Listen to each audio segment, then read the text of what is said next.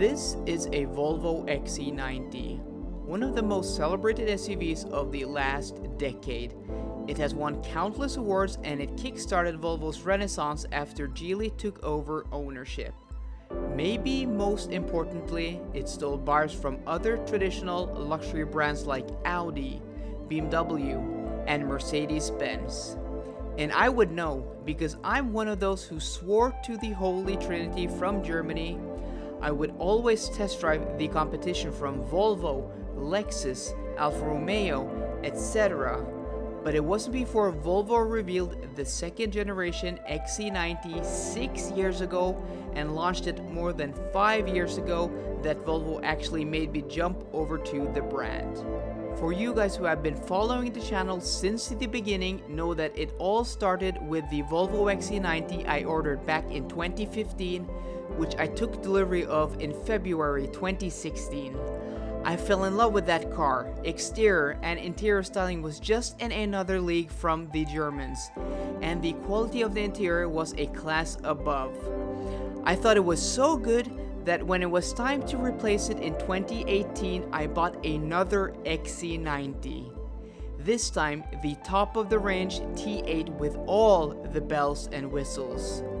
I've since moved over to an Audi E-Tron, a fully electric vehicle, and after driven that car for 3,000 kilometers in the past 3 weeks, does the XC90 still stack up to the best in 2020?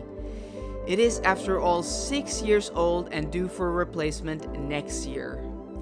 If you're new to the channel, my name is Chris and I do car videos, so please go ahead and click that subscribe button down below and give this video a thumbs up.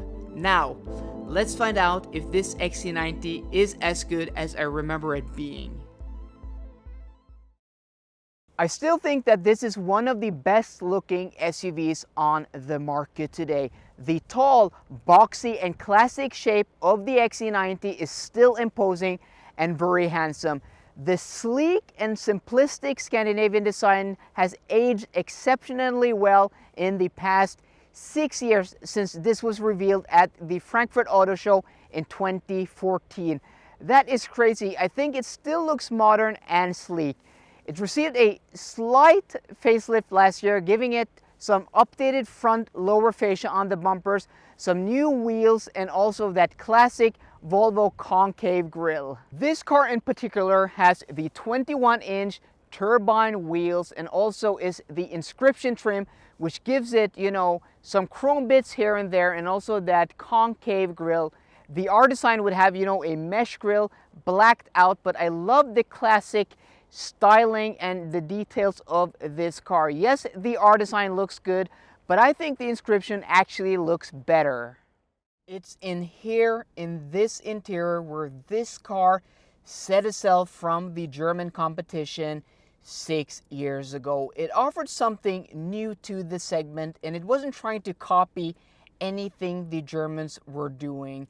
It just offered something new and fresh to the segment, but at the same time at a higher quality than the Germans. I mean, the materials, the leathers, the metals, the wood, the fit and finish, and the overall feeling of this cabin was just in a class above the Germans. And it offered a sense of occasion, a specialness in here that where the Germans offered, precise and sterile interiors, this was warm and welcoming. That simplistic Scandinavian design just worked very well for this interior. Since then, the Germans have caught up in the interior. The X5 does offer, in some regards, better materials, but it doesn't have the ambience, the warmness, the occasion that you have in here. The Mercedes-Benz GLE offers, an opulent interior with tech from another world, and also the updated Q7 interior offers tech that makes this car in many regards feel dated. And that's where this interior starts to fall a bit apart, and that is in the tech department, where this 9.3-inch touchscreen display, which works perfectly fine, the resolution, the colors, the quality of the display is nothing to complain about, but especially the maps, the inbuilt navigation system feels very dated. When comparing it to the Germans and also the Google Maps that you get with Apple CarPlay and this, which is just super smooth, the navigation system here that Volvo offers out of the box just isn't as smooth as the rivals. And also, this driver's display, though of really high quality, is a bit lacking and a bit boring.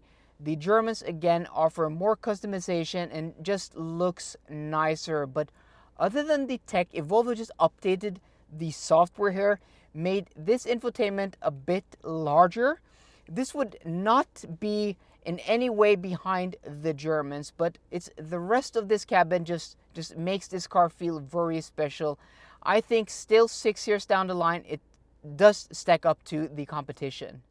Let's talk about the elephant in the room, and that is the fact that this car is equipped with a diesel engine. This is a B5 mild hybrid diesel. It has the same old 2-liter 4-cylinder Volvo diesel engine with 235 horsepower, but it's connected to a 48-volt mild hybrid system and a small battery pack. So I'm just going to cut to the chase. I'm not a fan of Volvo diesels.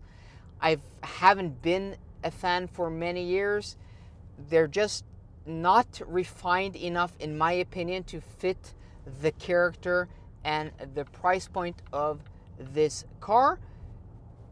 In this application, it works the best, but in an S90, a V60, an S60, and the smaller types of cars, it's really loud and unrefined. It still has the same characters here, but it's more muted and more distance, but I'm still not a fan. If you need the economy, it's completely fine. If you do motorway miles, it's completely fine, but you know, stop and go driving where you need acceleration runs, it's not quick by any stretch of the imagination.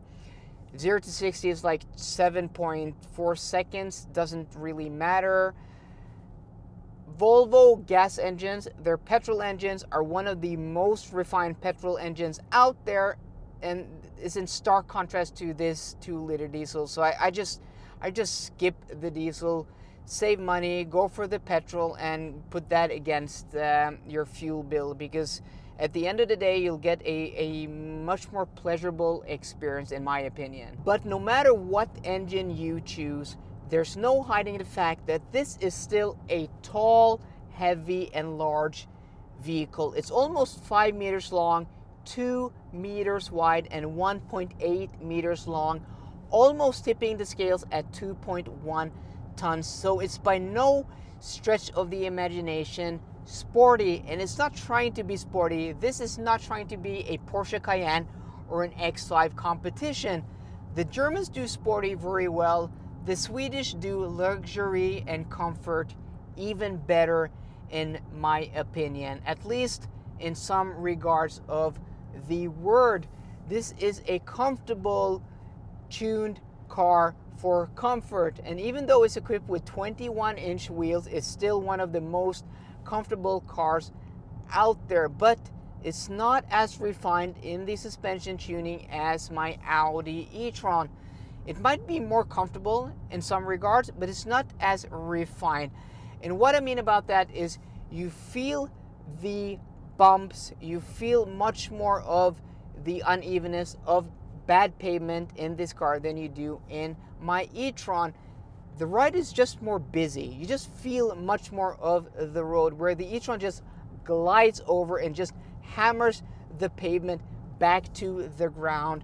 Here you feel much more of what is going on below you, and well, it just feels more busy. It doesn't feel as refined. Yes, it is softly sprung, and even more softly than my E-Tron, but it's just not as refined, and that's maybe due to the 21-inch wheels on this car giving it less tire. But in general, the XC90 has less tire in comparatively sized wheels than Audi. So maybe for the next generation, they can go for more tire and also spend more time on suspension tuning, because it's not far off, but that E-Tron just feels more refined than this when it comes to suspension tuning. At the end of the day, the Volvo XC90 is still the best looking SUV inside and outside in its class. The minimalistic Scandinavian styling has aged exceptionally well, and what it lacks in last minute tech it more than makes up in style, charm, and a sense of occasion the Germans just can't come close to. Like in 2016 when I reviewed the Audi Q7, I concluded that the Audi was a technically better vehicle, but that I would choose the XC90 every day of the week because of how it made me feel. 4 years later, the E-Tron is a technically better vehicle and the feel-good gap is most definitely much smaller. But let me put it this way, if Volvo made an XC90 that was fully electric in the current generation, I'd take it over the E-Tron 5 out of 7 days of the week.